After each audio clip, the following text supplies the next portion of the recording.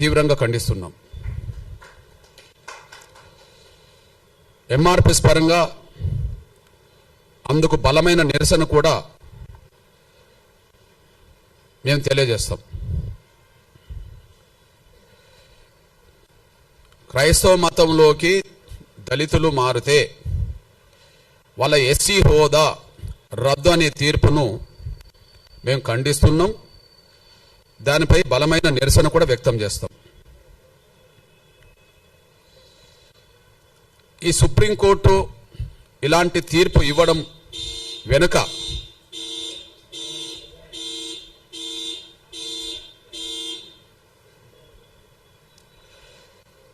Supreme court ఇలాంటి తీర్పు ఇవ్వడం వెనుక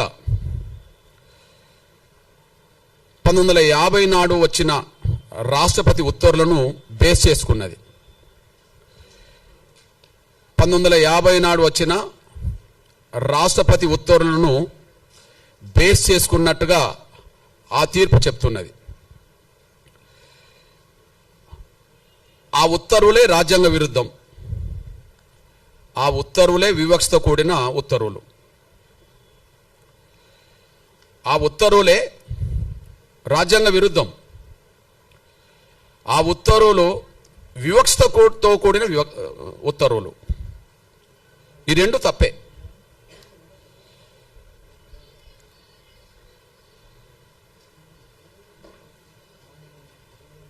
ప్లీజ్,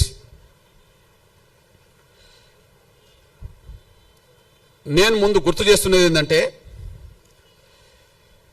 దళితులు క్రైస్తవులకు మారితే రద్దు కావాల్సింది ఎస్సీ హోదా కాదు. ఈ పార్లమెంటుకు చిత్తశుద్ధి ఉంటే, న్యాయ వ్యవస్థకు చిత్తశుద్ధి ఉంటే,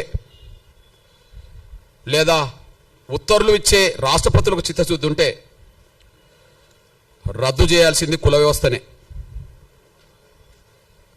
కుల వ్యవస్థను రద్దు చేయండి. రద్దు కావాల్సింది ఎస్సీ హోదా కాదు. ఈ దేశంలో రద్దు కావాల్సింది కుల వ్యవస్థ. కుల వ్యవస్థను రద్దు చేసే చర్యలు తీసుకోండి, మేము స్వాగతిస్తాం, సమర్థిస్తాం. కుల వ్యవస్థను రద్దు చేసే చర్యలు ఎవరు తీసుకున్నా, ఏ పార్టీ, ఏ సంఘం, ఏ సంస్థ తీసుకున్నా వాళ్ళతో కలిసి పనిచేస్తాం, వాళ్ళకి అండగా నిలబడతాం. అందువల్ల దళితులు క్రైస్తవులు మారితే సుప్రీంకోర్టు ఎస్సీ హోదా రద్దు చేయడానికి తీర్పిచ్చిందేమో కానీ మేము కోరుతున్నది కుల వ్యవస్థనే రద్దు చేయమని మేము కోరుతున్నాం. ఆ కుల వ్యవస్థను రద్దు చేయడానికి ఎవరు ముందుకొచ్చినా వాళ్ళతో కలిసి పనిచేస్తాం, వాళ్ళకి అండగా నిలబడతాం. ఎందుకు ఆ మాట మాట్లాడుతున్నామంటే, ఈ దేశ కుల వ్యవస్థలో అత్యంత బాధితులం దళితులమే. ఈ దేశ కుల వ్యవస్థలో అత్యంత బాధితులం దళితులమే. పశువుల కంటే హీనంగా చూడబడ్డది ఈ దేశంలో కుల వ్యవస్థలో దళితులే.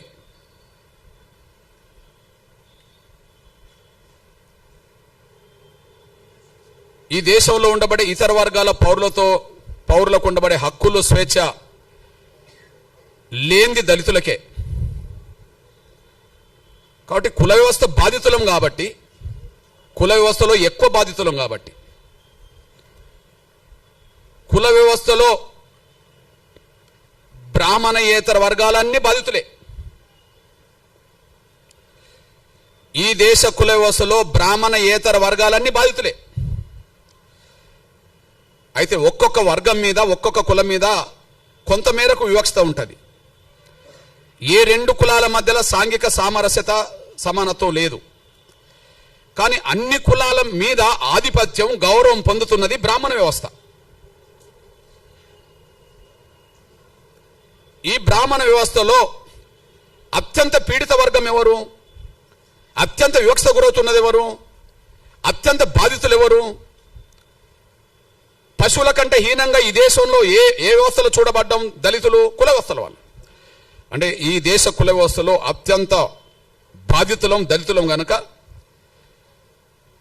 ఆ దళిత బాధితుల వర్గం నుంచి మేము మాట్లాడుతున్నాం. కుల వ్యవస్థను రద్దు చేయండి. ఎస్సీ హోదా కాదు, కుల వ్యవస్థను రద్దు చేయమని మేము డిమాండ్ చేస్తున్నాం. కుల వ్యవస్థను ఏ పార్టీ సమర్థిస్తుందో బహిరంగపరచమనండి. అస్పృశ్యత అనేది ఏ వ్యవస్థ నుంచి వచ్చిందో రాజకీయ పార్టీలు బహిరంగపరచాలి. ఈ ప్రపంచంలో ఎక్కడ లేని అస్పృశ్యత ఈ దేశంలో ఏ వ్యవస్థ ద్వారా వచ్చిందో బహిరంగపరచాలి. కుల వ్యవస్థను సమర్థించేటోళ్ళంటే కుల వ్యవస్థను సమర్థించిన వాళ్ళే, కుల వ్యవస్థను వ్యతిరేకించిన వాళ్ళంటే సమానత్వాన్ని కోరుకున్న వాళ్ళే. సమానత్వాన్ని ఈ దేశంలో కోరుకునేటోళ్ళు కుల వ్యవస్థ రద్దు కోరుకుంటారు. అసమానతలు ఉండాలని కోరుకునేటోళ్ళు కులాన్ని కోరుకుంటారు, ఉండాలని కోరుకుంటారు. ఈ ఉండాలని కోరుకునే వాళ్ళు ఎవరో బహిరంగం రావాలి. కుల వ్యవస్థ రద్దు కోరుకునేటోళ్ళు ఎవరో బహిరంగం రావాలి.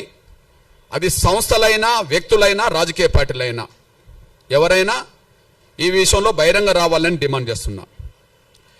నేను ఇంత మాట మాట్లాడడానికి కారణం ఏంటంటే, ఏ తీర్పు అయితే సుప్రీంకోర్టు ద్వారా వచ్చిందో, ఒకనాడు సుప్రీంకోర్టుకు చీఫ్ జస్టిస్గా పనిచేసిన మన తెలుగు ప్రముఖుడు, ఒకనాడు సుప్రీంకోర్టుకు చీఫ్ జస్టిస్గా పనిచేసిన మన తెలుగు ప్రముఖుడు